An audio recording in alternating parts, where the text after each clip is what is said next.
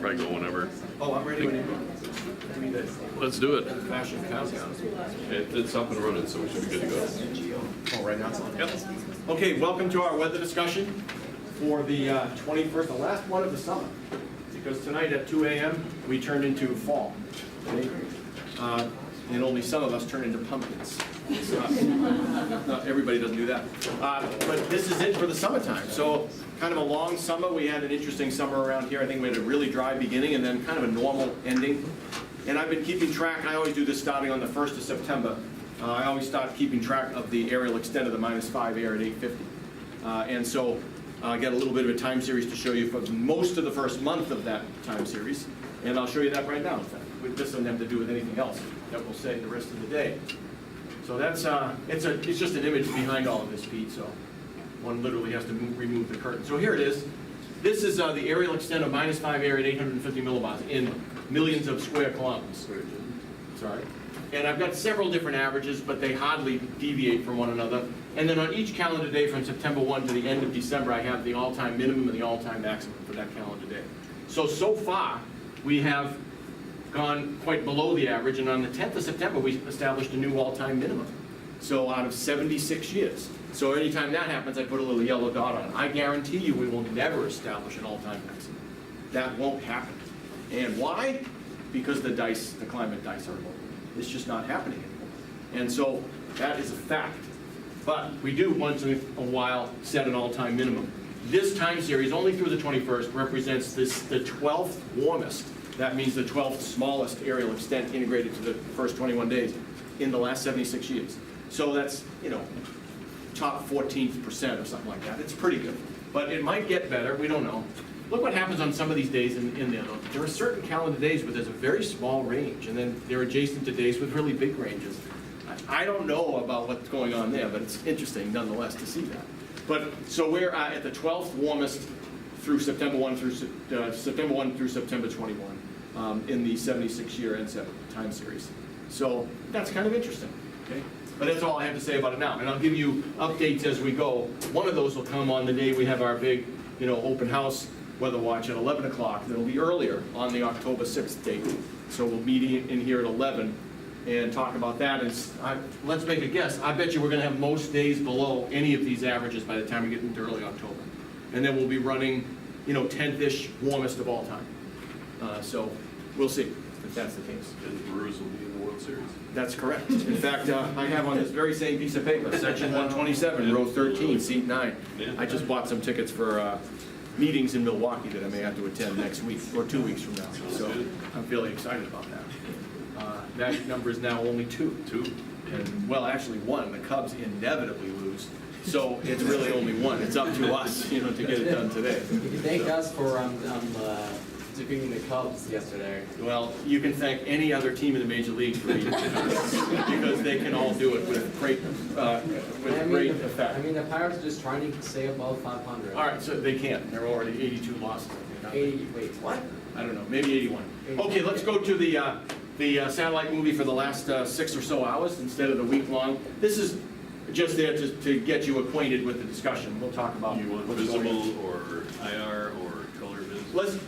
I guess we'll do the color visible. I'm trying to try new things, kind of juice things up.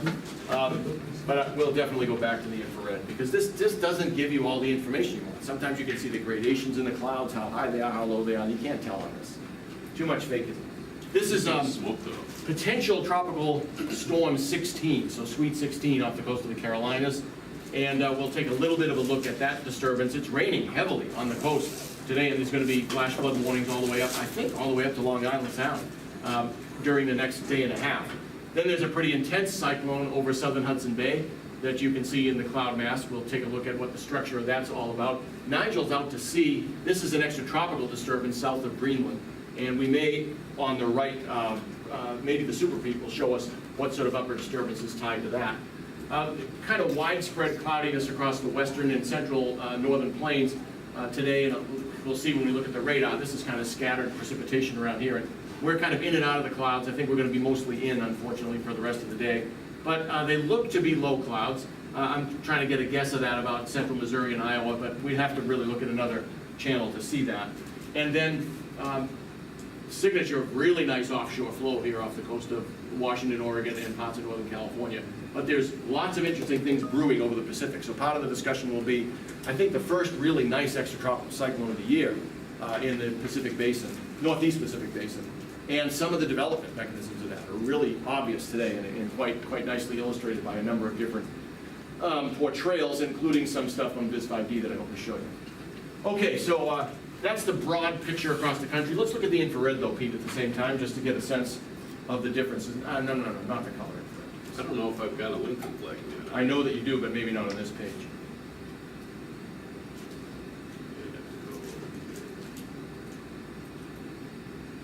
No, it's got to go back to like the old stuff. We've got it just.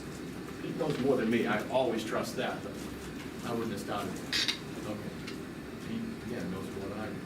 So that's Wait, infrared. That's visible. That's visible, I'm sorry.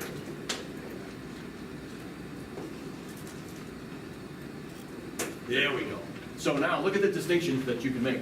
These are all low clouds over us. I mean, you could do that by looking out the window. But the deeper clouds, or at least higher cloud tops, are over Missouri, Arkansas. That leads me to have a sort of suspicion about what I might see in the radar reflectivity there. That I won't have the same suspicion over our neck of the woods. The same is true here over the Carolinas, where that cloud head from 16 is really quite impressive.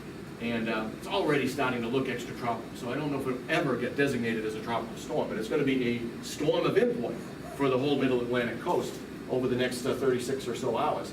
And then you can't really see anything well organized. It's just too oblique an angle, but that's going to happen a little bit into the future, but even further west, so we just can't see it on that depiction. And there's our extratropical storm south of Greenland. And Nigel's off the map. I think Nigel's over here. And Nigel just went extratropical, so there's no more tropical characteristics, apparently. I doubt it. I bet you there's still a cigar-shaped PV feature in that of some kind or another. Okay, can we take a look? Can I show you one real quick? You're talking about the elevation of the clouds. Yeah. The day cloud phase, oh, I don't have it here. Never mind. Take that back. Is that the one with like the green and the red? And all Yeah, that? the cyans are closer to the ground and the reds and yellows are up higher. Get on the continental, I don't have it on this one. So what that does is substitute for the experience that I've accrued over 35 years, I guess. But it's useful, nonetheless. I've seen it before. This is what it looks like. Yeah. So in the light blue is closer to the ground liquid clouds, the yellows and the reds are up higher. So Okay, you can so see, yeah. like in the storm off the East Coast, you can see the lower clouds in blue and then the higher clouds. All of in these yellow. down here, and it's very obvious here that much of what we were just talking about, low clouds over the northern plains and over our own state, and then higher ones to the south and west. Yeah, okay. Only works during the day. There's a visible and infrared component to it, and so at night it'll be all red because the red channel is infrared, the others are visible. Okay, thanks, Pete. Yep. Can we take a look at the next rad first? So, as we sort of suspected from the combination of those two last satellite displays, the higher clouds in both displays are certainly a result of convective activity across the border of Kansas, Missouri, and Oklahoma and Arkansas. A little bit creeping northward in the northern counties of Illinois and across parts of Iowa. And then this feature here we'll see is tied to a now decaying upper level cutoff low that was much more robust a couple of days ago. And the whole thing is falling apart, but it's not falling apart yet to the extent that it won't produce widespread and sometimes fairly heavy precipitation. Western South Dakota and into the plains of Montana, these places are relatively dry. They don't often get these intense thunderstorm, showery type activity, but they're getting it today. We'll see why when we go to the upper level chunk. And then here's the western edge of 16, and you can see that's raining very heavily across coastal North Carolina. And that will kind of spread northward over the next day and a half. So that'll be an interesting thing to be looking at. Is it gonna Okay. rain on the Luke Bryan concert tonight? Where's that? Brooklyn. Oh, yeah, It's just outside of town here. Yeah, there's gonna be like that's 20,000 people at the farm field down there. Yeah, well, they might. I think today's the anniversary of the first farm aid, in fact, so it's kind of interesting that that's going on today. That was 1985, that was a big deal. But anyway, I don't know about what's gonna happen there. So, well, they don't have electric guitars, right? They just have all these acoustic guitars. It doesn't matter that much. I don't follow country music, I have no idea. I don't know either. Okay, I'm kidding. All right, let's take a look at I don't care so much about the surface map today. I'd rather go to the super P's first. So let's go to 500 millibars. And this is from this morning at 7 a.m. Really, if you were to turn this in, without even looking at the data, I would say this is the worst analysis I've ever seen. I mean, and then I'd have to go back and be careful and say, no, I guess it's pretty good. But it's terrible. I mean, we've got a little bit of troughiness that's kind of organized around 16, but it's not, really well established, maybe because we don't have obs to the east. But right along the coast, 15 and 20 knot winds at 500 millibars tied to this tropical type disturbance is of interest, but it just kind of sags into this region of really weak geopotential height gradient that stretches from northern or central Ontario all the way down to New Orleans. And as a consequence of the weak gradient, the winds are really weak everywhere. 15 knots from the southeast at Green Bay, 10 knots at Minneapolis, extremely weak, some places less than 5. And so really weak. And then here's the upper level cutoff, around which is revolving quite a bit of those convective elements we saw over the northern plain states or northwestern plain states. And pretty chilly in the middle of it. I think the lowest reported temperature is minus 21 just north of, in northern Nevada. And I think that's probably also what the analysis tends to say, minus 21. So that's pretty chilly for, the last day of summer at that latitude. I mean, we're at, 38 degrees latitude there. So that's pretty chilly air. The bulk of the cold wintertime air is well north of that, over the archipelago and much of Canada and the western provinces. But that's pretty chilly. And I don't think I want, because I have other things I want to show you, I don't think I want to show you where that thing came from, but it looked more robust 2 or 3 days ago when it was connected to this sort of other trough that's off the coast of British Columbia. This was one really deep upper trough with pretty decent baroclinic zone on its northwest side, and that often means you've got a strong upper front that's developing there, and in the middle of the winter, that's a supercharge for weather across the continental U.S. over the next several days. Not in this case. This little piece of it got cut off from the umbilical cord, and it kind of started to die away over Montana, Idaho, and Wyoming. And so it won't provide a substantial threat for organized precipitation around this part of the country, but this thing will hang on and make its way eastward and give us a threat of some organized precipitation later in the weekend, as it turns out. We'll look at that in the forecast. Whoa, one other thing. We had a decent cyclone revving up in both of the satellite depictions we saw south of Greenland. That's tied to a really strong, robust extratropical trough. Not only is the geopotential height gradient strong at the base of this trough, it's got a strange orientation on the map, but it's also got a really decent baroclinic zone, 10 degrees across this thing over a very short distance, and cold advection and cyclonic shear, which will come back in our discussion today. That matters for reasons that I'll try to describe quickly in our discussion later on. But by and large, the waviness of the extratropics is way north of us, and that's why we kind of feel a little bit muggy. We've had a couple of rain events this week that really didn't have substantial mid-latitude type forcing. It was a result of the stratification being fairly weak, and a little bit of this or that might have kicked it off. Especially the Tuesday morning rain was really hard to understand at a first glance, because it was kind of a moderate without lightning rain, just odd. So, and I didn't take the time this week to investigate it further. Let's take a look at what the jet looks like at 300 millibars on this discombobulated map. And this gives you a little bit better picture of what's going on. First, one sees right away, the wave train in the mid-latitudes is way north of us. This is 47.5, so it's well north of 55 degrees.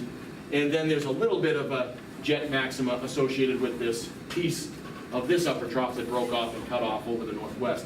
And I think we're beginning in this couple of ice attacks to the south here that go across from Louisiana off to Baja or off to Bight, California. That's the subtropical jet. This feature here is part of the extratropical polar jet that was subsumed by this cutoff. So let's see if we go to 200 and see if that distinction looks more obvious. Actually, not more obvious, but more energetic. And so one sees a more obvious subtropical jet streak. This is more filled in at this higher elevation. But the main core of the jet is probably still an amalgamation of a polar jet and a subtropical jet that just happened to be straight over the state of Utah at this time. But the extratropical feature still retains some vigor at high latitude, even at 200 millibars. Okay, let's go down lower than 500. Let's go to 700 first. Often neglected 700 millibar map. The reason I like 700 millibars is you can sometimes see a little bit of thermal structure even over the Intermountain West, which you just can't see at 850. And so it can give you a clue about what might be organized. Not particularly the case today, unfortunately. But here's 16. It's got a nice, robust cutoff circulation center at 12Z this morning, as high as 700 millibars. We even saw a little bit of that not cut off at 500, so it's a fairly deep disturbance. It's not obviously warm core. We'll look at this in a cross-section a little bit later. It does indeed have a little bit of a warm core, but it's not really deep. And in fact, you can see the analysis puts the warmest air to the south and west of the geopotential height minimum. So that's a little bit off in terms of its tropical characteristics. Here's the upper level, or 700 millibar version of the upper level feature that was over the Pacific Northwest at 500. Minus 6.3 at 700 millibars. So that's pretty chilly as well, but a little bit colder at 500. I think stability stays weak all the way through the column. And then here's kind of a fat, boring ridge that's sitting over the Great Lakes states and keeps the winds substantially weaker than one likes to see if you're interested in interesting weather. And there's the signature of the disturbance we saw in the satellite movie South of Greenland. But again, even if you hadn't seen the prior maps, you can see the strong geopotential height gradient is well north of us, all the way across this domain. And we're kind of in the mix of the tropics and weak extratropics. And that's accounting for the broad depiction, or complexion, I should say, of our weather. Okay.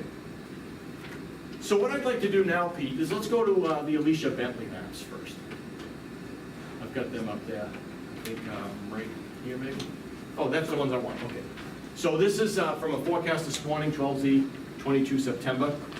And it's got the 250 millibar jet, colored in, 1,000 to 500 thickness every 60 meters, and when it gets to 540 or lower, 540 decameters, it goes blue. And then sea level pressure is in the black. And so I want to just show you from a broad perspective what I want to show you in some detail from Vis 5D. This little disturbance right here, sea level pressure of 1,012, so it's the standard sea level pressure. So it's barely lower than standard sea level pressure, well off the coast of Japan. And in the, not even really in the entrance region of the jet, it's displaced a little bit toward the core of the jet. But that is the feature of interest that we'll take a look at here in a minute. Strong baroclinicity, not surprising, because you've got a 250 millibar jet here. There has to be a reasonable correspondence. But there's a locally strong region of temperature contrast there, I think.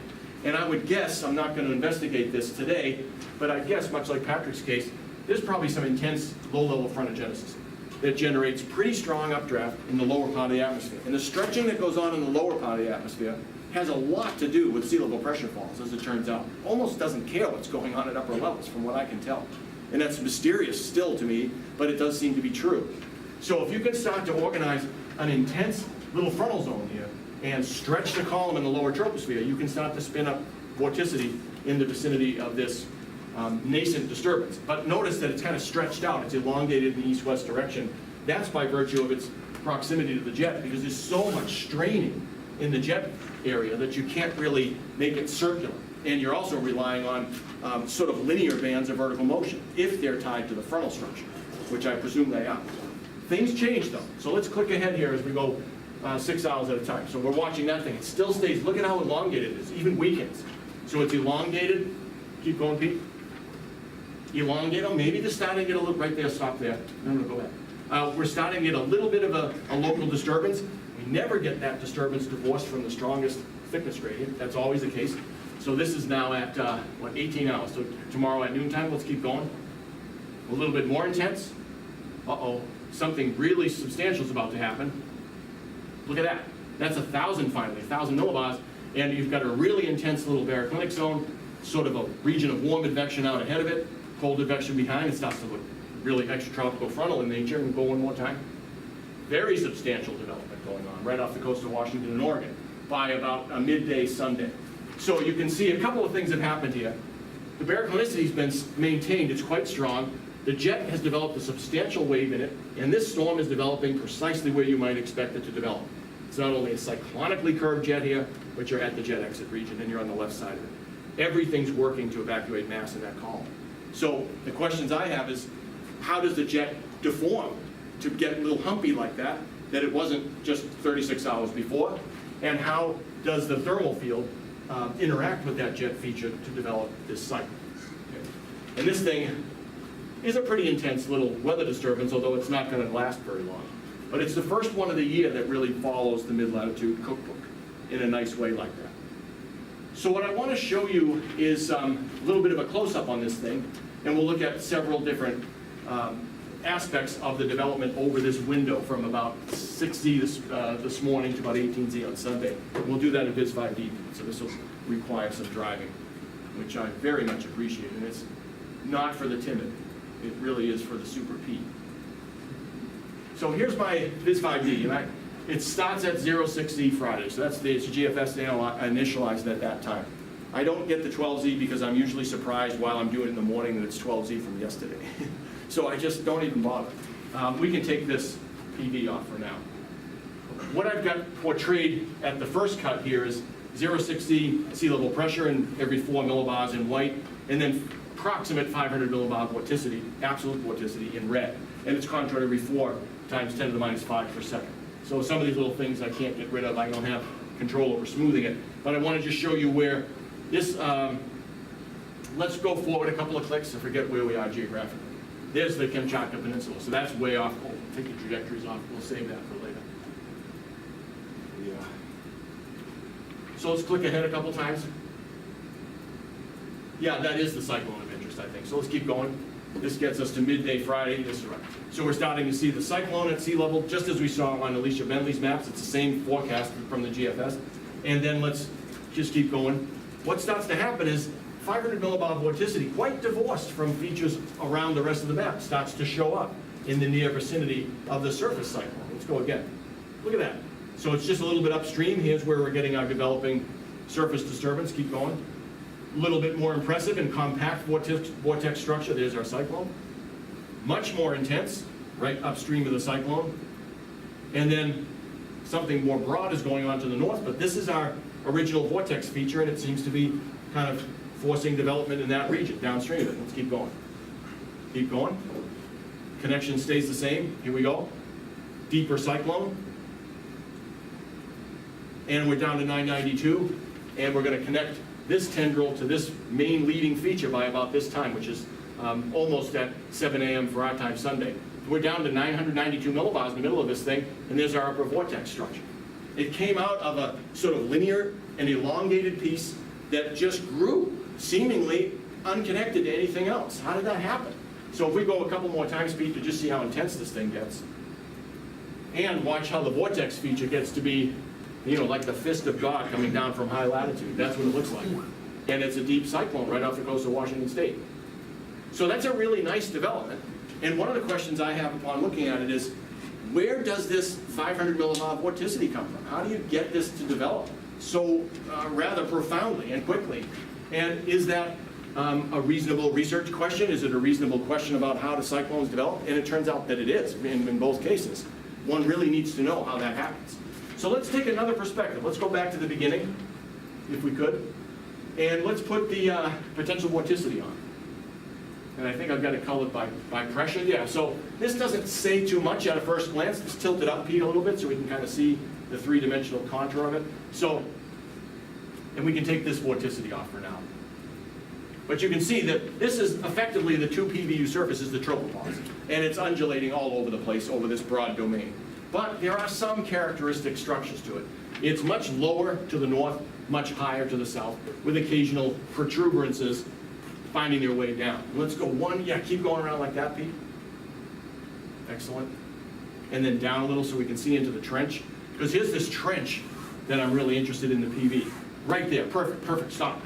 Let's put the speed there, it's 55 meters per second or more winds. That tube of high-speed wind is always tied to the steepest slope, tropopause slope, the steepest slope of the PV surface. So look at how perfect that is. So anytime you see a jet, you can imagine, oh yeah, there's got to be a really steep tropopause there.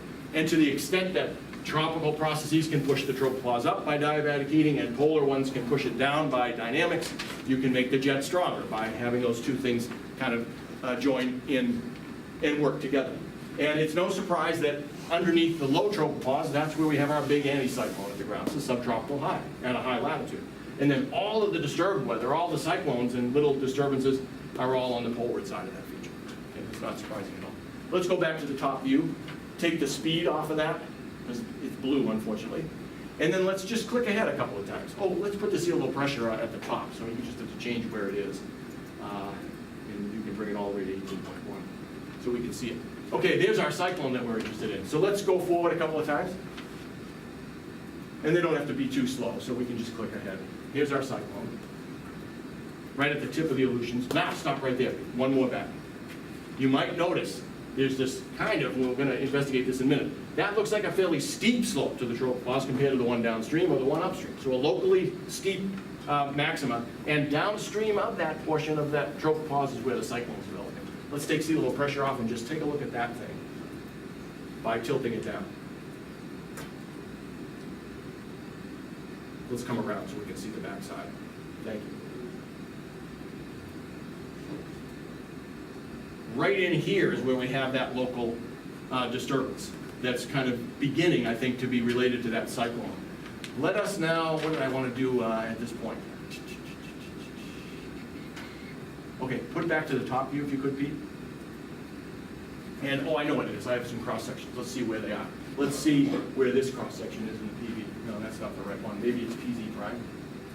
Yeah, I'm trying to cut right through that feature and let's put the seal low pressure back on just to see. Yeah, maybe we could move that a little bit further west. I'm not going to do it, but that's a pretty good time. Let's click one time ahead, and that's how we'll get this to work. Yeah, that's where I want to be. So our cyclone's developing downstream of this perturbation in the PV. Let's take everything else off except that, and then we'll tilt it and look from the east.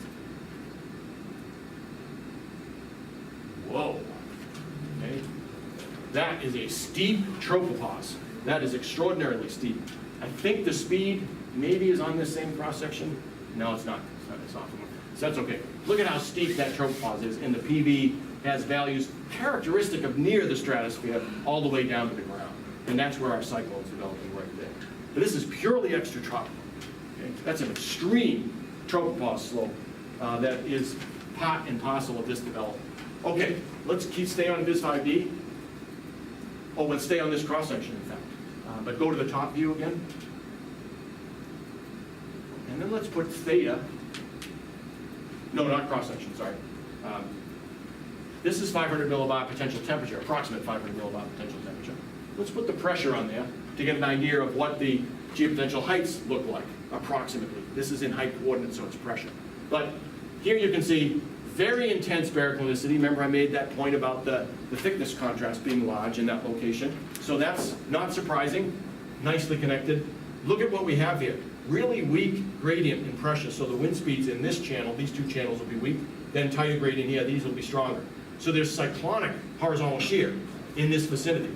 And there's cold advection in that cyclonic shear. That tends to produce subsidence right in that location, which is also where the tropopause is already lowest. And it's going to push it further and further down. So let's do this. Let's put omega on there, horizontal distribution. This is where, sorry, before we do that, put the vorticity on. So here's a little, this is that isolated 500 millibar vorticity maximum. Right there's the maximum. Everywhere east of there, if you use the isentropes as a proxy for the thermal wind, there's positive vorticity advection by the thermal wind occurring here. Now let's put W on there. That's rising air. Perfect. Let's put W prime for where there's negative vorticity advection. Oh, son of a gun. It's sinking right there. So there's a couple of subsidence and ascent. Take both of them off if you could, Pete. That is tied to that little vortex feature. And the subsidence, I contend, is pushing the tropopause further down. So let's take a look at vertical motions on this cross-section, which I think, let's see if that's the one. Yeah, it's this one here. So let's go back up, take everything else off, because otherwise we'll get lost. Thanks, Pete. Really good driving, as always. So now we're looking at the PV and downward vertical motions only. And so there's strong downward vertical motions, as many as 5 centimeters per second, sun-optic scale downward vertical motions in the mid-troposphere, dragging PV downward. Let's put potential temperature on there. And it's going right down the sloping isotropes. This is an extraordinarily strong upper front, and it's got all of the hallmarks of something that's dragging the tropopause down upstream of a development, so it's making the vorticity in the mid-troposphere stronger and stronger and stronger because you're evacuating the stratosphere of high PV. And that sets up the dynamical combination that one needs that is a strong mid-tropospheric vortex and a strong thermal wind to produce remarkable development. And we just saw the development going on. So this is all really perfect. And I should say the subsidence is tied to this cold advection and cyclonic shear, which I figured out some years ago is really the same as just PVA and NVA by the thermal wind. And that's, but it turns out to be shear vorticity that matters more than curvature vorticity. That's a little wrinkle that we can't explain today. But it's a beautiful setup where the tropopause already has a tendency to be low in a spot. It rearranges the mass and temperature fields as a consequence, and those rearranged fields reinforce that tendency and drive the tropopause and the high potential vorticity air downward into the upper troposphere to lead to this rather substantial development. And it's not the kind of development that, ships aren't going to be wrecked in this thing. It's just an ordinary extratropical development. But when you look at them this way, you can kind of see what underlies in a series of steps, the processes that lead to these developments. And every one of the steps by itself is interesting. And if you put them together in a sentence, logical, sequential sentence, it's even more interesting. I think it's hard to argue that. Okay. So a really interesting case. And then I wanted to show one last thing. Let's go back to the top view and put the trajectory on. And I think it was number 2. And so I was looking right at this time, and let's go to slice so we don't make new ones. Let's tilt that back up. So this air that was right there in the subsidence region, if you tilt it around to look sort of from the south peak, you'll see that air has historically been sinking already. So you're dragging air down over a long period of time. How many hours? Something like 20 hours of continued subsidence has already been going on. And it continues for a period of time, not much longer, and it reaches its lowest point, and then you get the big development. So let's click ahead a couple times. Keeps subsiding. That's about the inflection point. One more time. No, I guess it wasn't. I guess we got it coming. Right there. That's about the inflection point. Let's go back to the top map with the sea level pressure on. Oh yeah. Just as soon as that tropopause being driven down stops, you've got your maximum upper vorticity now. That's when the real development begins. And remember, click a couple more times ahead of here. This really starts to take shape quickly. Okay. So you've done everything you can to get the dynamical ingredients in place, and boy, do they go to town. In fact, those air parcels themselves begin to rise because they can't escape the presence of the strong updraft that they've helped to create by subsiding so much high vorticity air toward the ground. So it's a nice development, and but characteristic, nothing unusual about it. Okay, that's all I have for the Viz 5D. So let's, if there's any questions or comments. Okay, so let's take just a few minutes for the forecast over our own neck of the woods, and I guess we'll, I don't particularly care which things we use. We can use Alicia's maps, in fact. So we just got to change the region, which I think is right here. So go to North America. Okay, so this is already a little bit of a forecast. Too many hours ahead. Let's go back some. Keep going. Right there. This will be tonight. So here's. That's right. This morning, actually. Okay, 12 No, 06. That's wrong. I don't think Oh, that's it is? correct. Look at the title on the slide. Oh, yeah. Why is That's it? getting That's messed weird. up. Okay, Yeah. yeah, so this is this morning. Okay, so there's 16. There's the jet and the development area that we were just talking about in some detail. And then the sort of discombobulated upper disturbance and lower tropospheric reflection, but a pretty decent 250 millibar jet that we saw also. So let's go ahead a couple times. 16 looks a little more robust as it makes its way into the North Carolina coast.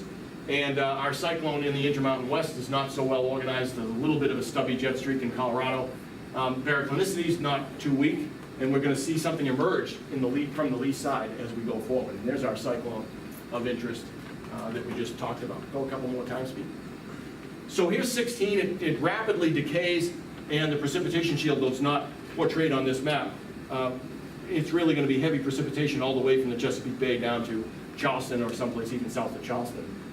Meanwhile, what was kind of falling apart over the mountains starts to reemerge here in South Dakota, and even has a little bit of a frontal structure to it. It's pretty obvious there's baroclinicity to the east, and then a trailing region of cold convection associated with that cyclone or that circulation center. So we probably have to worry about that during the late part of tomorrow. Let's keep going forward.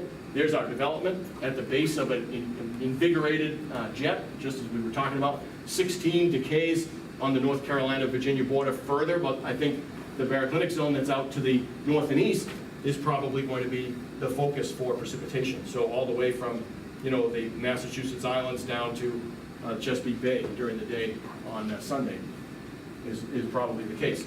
This, again, not portraying precipitation on this map. We do see circulation is a little bit better organized in South Dakota, and it narrowed a little channel here of really strong warm convection. That turns out to produce ascent in that same channel for reasons that can be described with the Q vector, which we'll do in a couple of weeks in 452. So that's a nice, probably a nice forecast of precipitation in there. Let's in fact take a look. What does the forecast look like for precipitation at this time? So, precip, I guess.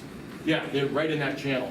Pretty decent linear feature of precipitation to our west by the time we get to early in the day on Sunday. And I suspect this whole thing will be moving slightly to the east during the day. But here's what I said about 16. 16 itself is contributing something to the precipitation, but really it's the baroclinicity we saw in the thickness field in this channel that's making it rain at and off the coast in the New England and Mid-Atlantic states. So let's go back to the other portrayal, Pete, and move forward along that. So thank you. We'll go ahead a couple of clicks, see what happens to 16. 16 is almost gone. Even this little extension is probably less potent than it was before. Pretty massive cyclone off the west coast. And for us, the thermal ridge has kind of come through all the way from Green Bay down to about Oklahoma City is the axis of the thermal ridge by Sunday night. So my guess is the precipitation axis will be about like that. Let's see if that's about right.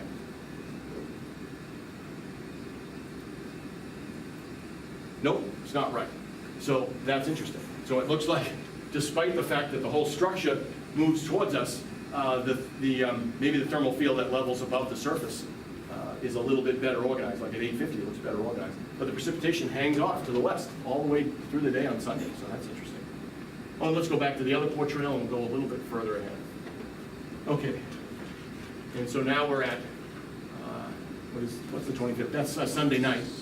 Yeah, Sunday night, so that's 16, this is what was kind of spawned well to its east. Massive cyclone, well below 980 millibars on that, off to the west. And then we have seen a complete disappearance of that disturbance that was quite intense early this week over the Pacific Northwest, lost its structure a little bit over the mountains, regained some of it in the lee of the Rockies, and then completely goes away under the drought bubble that we apparently are under. It goes to what Patrick's been saying for weeks, you know, it just can't rain here. I mean, this is a really classic example. Okay, this gets us to Monday morning. Maybe we'll just go all the way through the day Monday, a couple of clicks, and the weather starts to look pretty nice for us.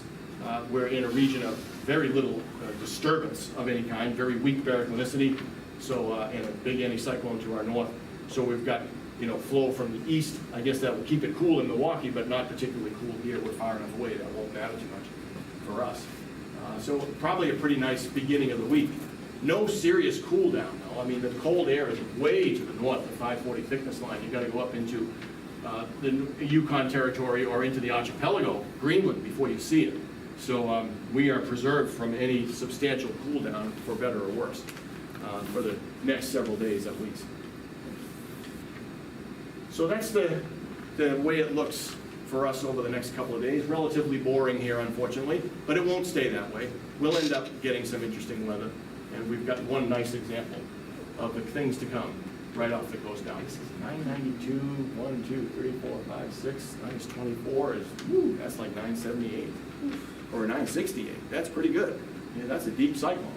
But it'll be nice to see how it shows up on the satellite. Let's just take a look at the precip field. I think it's not that particularly robust in that field, but maybe I'm wrong about that. No, it's okay. Pretty decent frontal structure coming onshore, and then a widespread region of forecasted precipitation out over the ocean. So, nice looking storm, but nothing for us. Okay. Did you have anything, Patrick, or not today? Well, thank you for your attention and attendance, and Pete, thank you especially for driving with Viz 5D. I feel like we almost have a Star Trek type connection. I don't even have to say anything, you know what's going to happen next. And that's not easy to do, because when I'm preparing that, I always feel like, I used to feel like, how am I going to get this conveyed? But with Pete, it's easy, so thanks a lot. All right, we'll see you all next week.